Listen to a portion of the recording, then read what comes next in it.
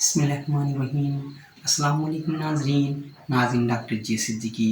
आज का प्रोग्राम निहायत इम्पोर्टेंट है ऐसे बच्चों के लिए जिनकी माएँ उनकी इस कैफियत से परेशान हैं कि बच्चे सिर्फ क्रॉलिंग ही कर रहे हैं, यानी घुटनों ही चल रहे हैं और खड़े होके चलने में उन्हें तकलीफ़ महसूस हो रही है।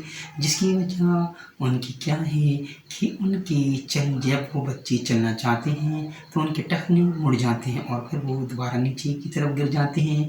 ऐसे बच्चों का कद भी छोटा होता है और उनकी टाँगें थोड़ी ऊपर के जिस्म के मुकाबले में भारी होती हैं और फ़ौरन ही चलते में जब वो चलना चाहते हैं तो उनके टखने बाहर की तरफ मुड़ जाते हैं। ऐसे बच्चे उनकी जिस्मानी नशोनुमा भी रुकी हुई होती है, कद भी उनका नहीं बढ़ रहा होता और जब वो चलना चाहते हैं तो उनके टखने मुड़ जाते हैं और वो फिर दोबारा से नीचे बैठ जाते हैं और फिर क्रॉलिंग करने लगते हैं, जिसकी वजह से माएँ परेशान होती हैं कि उनका बच्चा अपनी चलने की एज में भी नहीं चल रहा। ये वजूहात उनकी जिन काज़िज़ के साथ थी ये आपको बयान की गई। अब इसकी हम आपको मेडिसिन बताएंगे जिसके इस्तेमाल से ये उनकी कैफियत दूर हो जाएगी और वो नॉर्मल तौर पे दूसरे बच्चों की तरह चलने लगेंगे और उनके कद बढ़ने या उनके नशोनुमा में जो कमी रहेगी वो भी इंशाअल्लाह इससे ठीक हो जाएगी।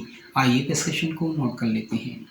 मेडोनियम 200 पावर के 1 बूंद सुबह, 1 बूंद रात को 1 चमचे पानी में डाल के उन्हें मुतवातिर कुछ अर्से इस्तेमाल कराएंगी तो इनकी ये कैफियत ठीक हो जाएगी और वो नॉर्मल तौर पर चलने लगेंगे। डॉक्टर जी सिद्दीकी को इजाज़त दीजिएगा। अस्सलाम वालेकुम।